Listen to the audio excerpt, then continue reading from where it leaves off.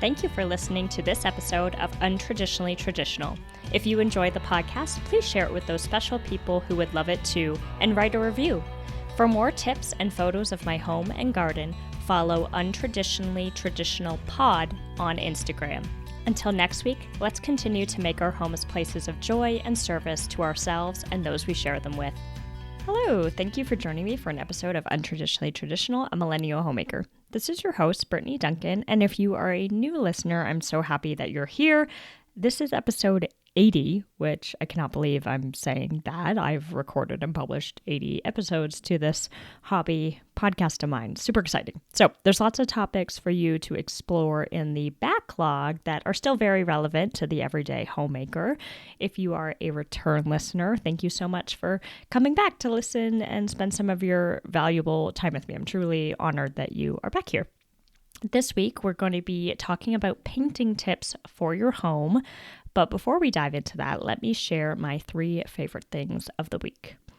Number 1, my husband. He is my favorite thing every day, but as we approach our 8th anniversary and in 2 days and his birthday in 6 days, and as I sit here and look at our beautiful home that he has poured hours of hard work and dedication to alongside me, I can't help but get a little sappy. So my number 1 every day and today. 2 is IOD stamps. If you follow me on Instagram at Untraditionally Traditional Pod, you may have seen a recent reel I put up where I transformed some generic brown paper bags into beautiful gift bags using IOD stamps.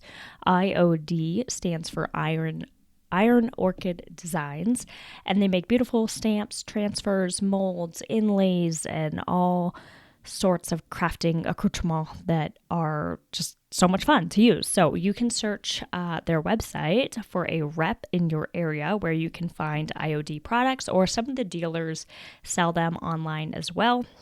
Amazing quality products that are so much fun to use. Here in Boise, if you're in the Treasure Valley area, I get my IOD products from Dancing Daisy Designs. She has a booth at the Antique World Mall and also a booth at Casa Bella Home Decor. And so she is my IOD dealer here. But if you're not in Boise, just check out their sites. You can put in your zip code and find who is near you that you can get their products from. Lastly is a game that my husband brought back from a trip to Argentina that he took. The game is called Shield, and it uses Spanish-suited cards.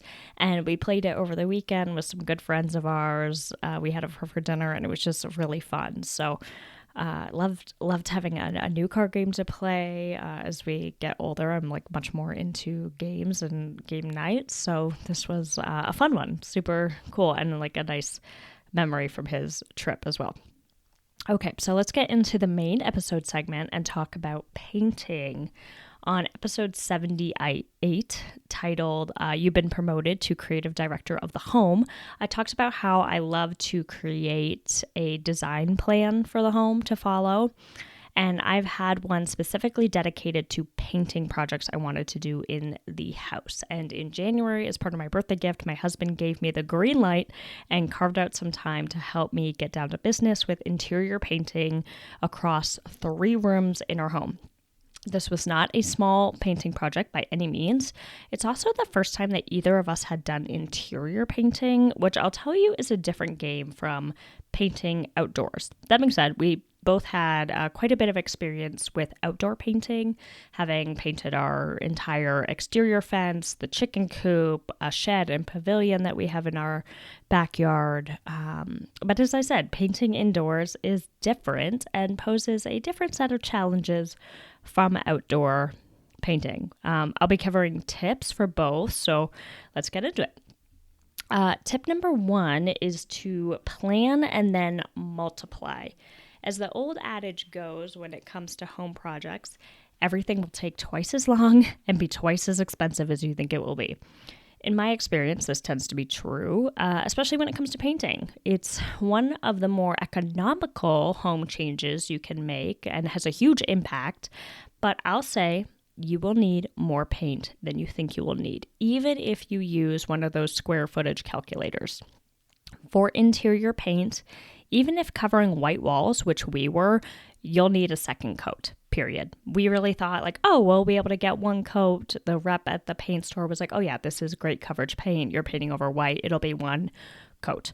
Nope. You need 2 coats of paint to really cover everything thoroughly and for it to look really smooth.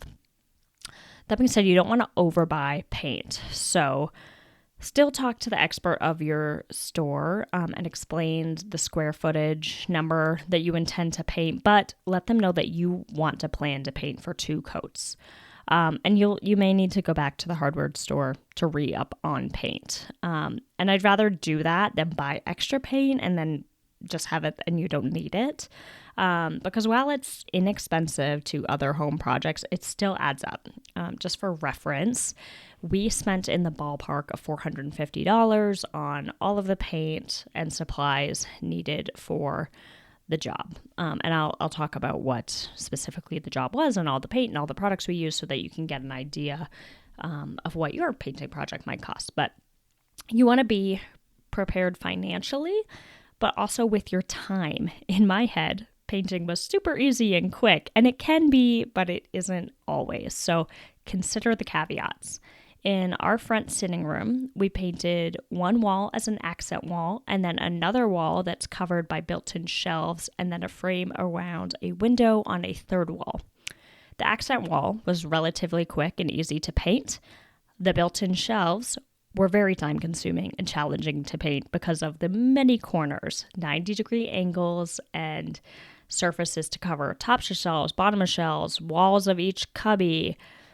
The window frame was also pretty time-consuming because of the intricate tape work that has to be done as to not get paint into the window tracks, on the glass, in the locking mechanism, the handles, that kind of thing. So if you are painting a room with simple walls, it can go pretty quickly. But look at your room, consider molding, trim, doors, windows, built-ins as extra time sucks and account for them. In our dining room, we painted the walls and the ceiling, and again, ceilings add an extra challenge and more time. We were swapping out the chandelier in our dining room anyway, but we had to deal with turning off electricity and removing the old one, and then painting, and then installing the new chandelier. And even if we weren't going to replace the chandelier, I think I would still want to remove it to paint just to really get clean lines around the cover where it connects to the ceiling, and just like not dripping paint on your chandelier. Otherwise you'd have to like cover it with plastic and hope that the heat from the bulbs doesn't melt it and all the things. So I would say remove your chandelier. Again, that's an extra time-consuming project that is built into the painting project if you're painting a ceiling. In our kitchen, we are painting the cabinets on one wall, and to be transparent, we have not started this yet. Last thing I will say about planning is that one should consider the disruption to everyday life their project will impose. Painting our dining room threw a wrench into the middle of our home, quite literally, because our dining room is in the middle of our home and a room you pass through to get to the kitchen and living room. Both of those rooms, the kitchen and the living room, were impacted because all of the furniture that's regularly in the dining room was moved into those other rooms. So for the 48 hours it took us to finish the dining room, we did not have anywhere to sit to eat a meal. Our dining room table and chairs were scattered everywhere, and the bar seating we have in the kitchen you couldn't access because there was furniture shoved up against it to get it out of the way of the dining room. So just think realistically about how much time it's going to take you to paint and where you're painting and the flow of your home, what you've got going on, and make sure the disruption to your home is accepted by all members of the family through and through. We ate out most evenings during our painting project season to combat the fact that our kitchen was out of service and the dining room was upside down. And that's the reason that we have not started the kitchen cabinets yet, because equally it is a project that is going to disrupt the flow of our home, and it needs to be done over a weekend. Every cabinet's going to need to be emptied, which means that other surfaces of the home are going to be covered with pots and pans and pantry contents.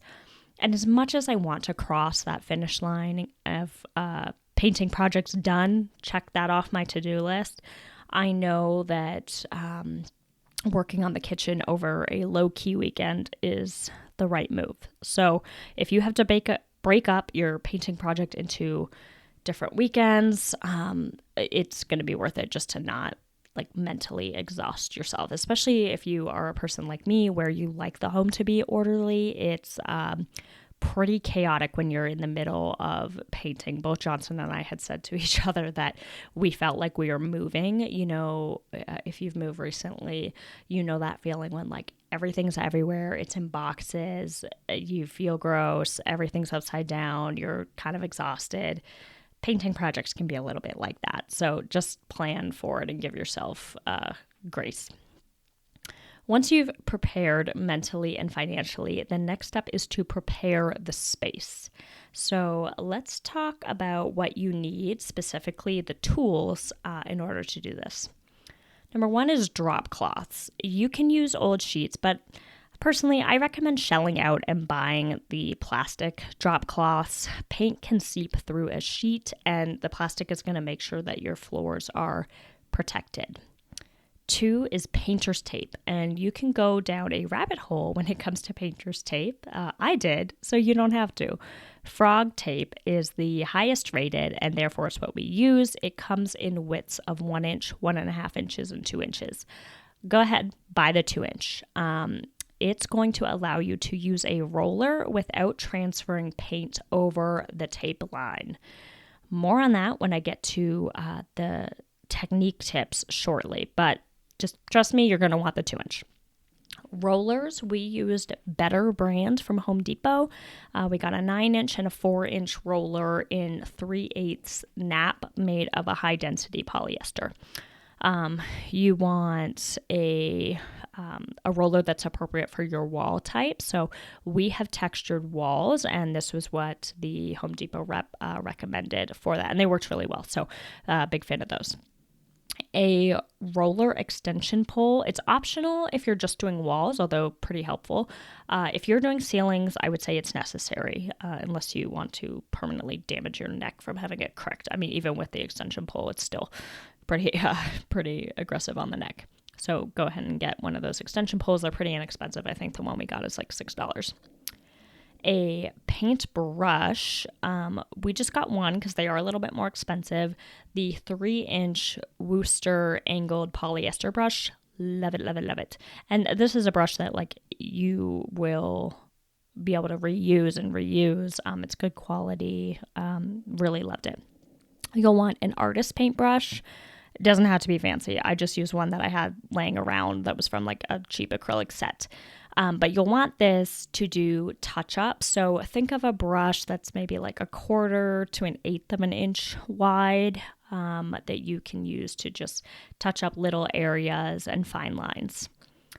Trays for the paint. I recommend getting 2 nice metal paint trays that are compatible with liners, and then getting liners for each tray and each color. That's assuming that you have 2 people painting. If it's just going to be you painting, you don't need 2 trays, just get one. But the liners allow you to reuse that tray over and over and over again, and the liners are really inexpensive. Also easy cleanup. And rags. So you're going to make mistakes.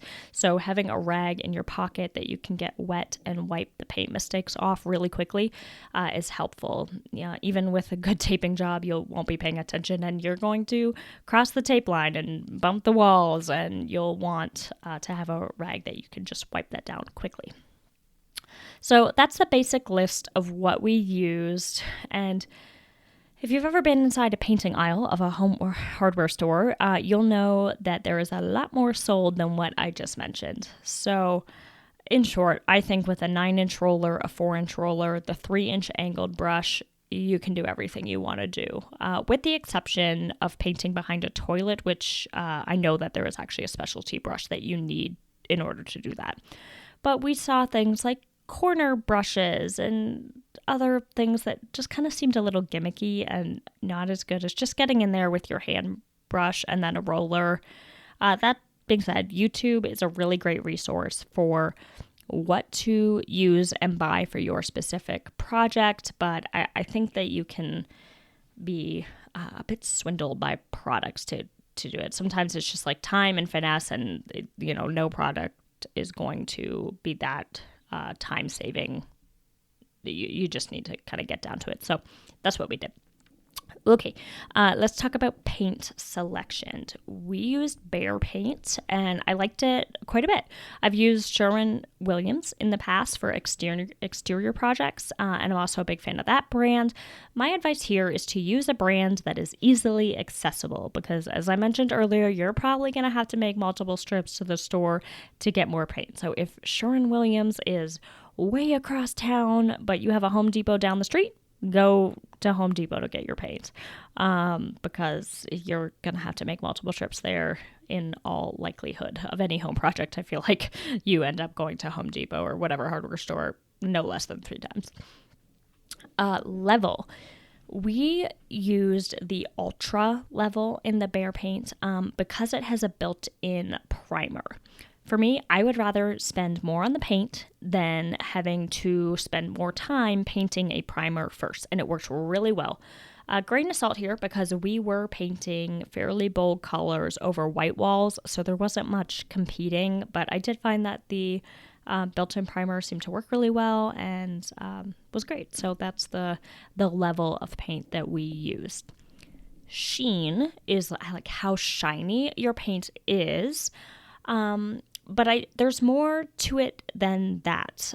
Typical paint sheens are flat, matte, eggshell, satin, semi-gloss, and high gloss. And it's not quite as simple as picking out how shiny you want your paint to be, which is what I was thinking before we jumped into this progress. So what I learned in the process is that flat paint is what you want to use on your ceilings, because anything with a sheen is going to show brush strokes, which are very apparent on ceilings as opposed to walls due to how the light reflects and that kind of thing. So flat paint is what you want for your ceilings. Eggshell is a common interior paint sheen, but it's not ideal for high traffic areas like kitchen cabinets or hallways where you might have little bitty fingerprints, that kind of thing. You're going to want something more durable like satin, semi-gloss, or high gloss. Bathrooms or anywhere that has moisture should be painted in that satin, semi-gloss, or high gloss, because they also are paint finishes that stop moisture from permeating into the paint and causing mold and mildew issues. So lots to consider there. When you're looking at external paints, you have a paint versus a stain. And again, there's lots of factors to consider with your paint selections. We have found that a solid latex-based stain paint, but solid, has been really great for our exterior painting. It can handle the strong Idaho sun and dryness. But again, speaking to your rep about your area and specific project can be really helpful to make sure that you're getting a paint that is going to last the longest for your specific situation. So all that said, we went with eggshell for the sitting room and the dining room walls. We did flat for the dining room ceiling, and then we got satin for the kitchen cabinets for that durability factor. Color selection is so personal, but I'm sure you're wondering what colors we chose. And as a recovering beige millennial, I am over the tans and the whites and the grays and the neutrals. I wanted color, bold, beautiful color, happy paint for happy rooms and a happy home, and I am loving the results.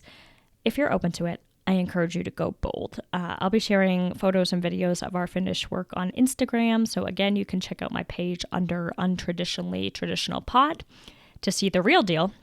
But for those of you who want a little verbal breakdown, what we did in the sitting room was to paint an accent wall and then a wall that has those built-in shelves, and the window trim on a third wall, color called Laurel Tree Green. And to me, it is the perfect bright but neutral, or natural, I shouldn't say neutral, it's like a natural bright green.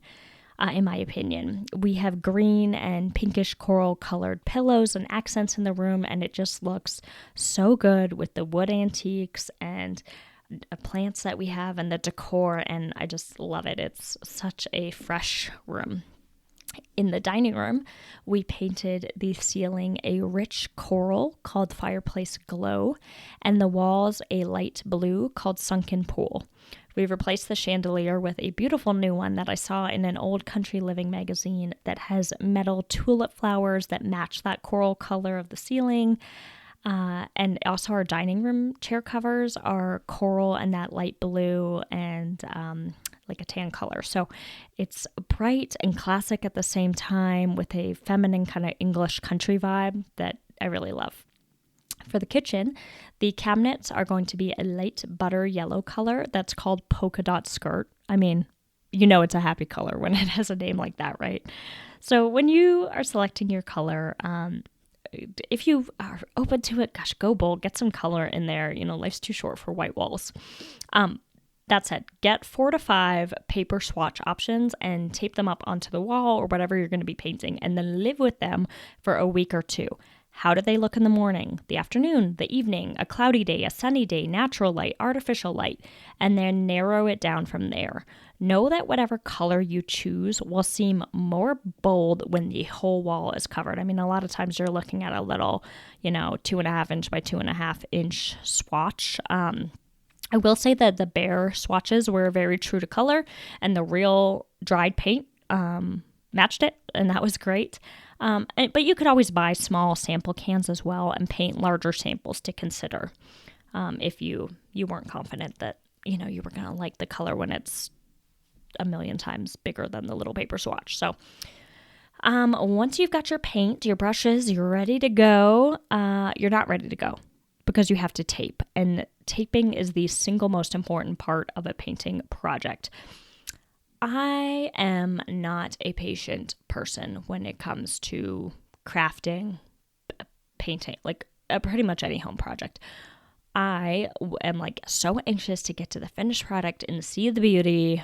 This is where my husband is like a saint because he believes that if you're going to do anything, do it right the first time and take your time with it. And he's totally right when it comes to taping. So we already talked about getting a good quality tape in 2-inch width, but how you apply the tape is key. It's much easier to do with 2 people, and as I said, something you should take your time with. I swear it takes twice as long to tape than it does to paint.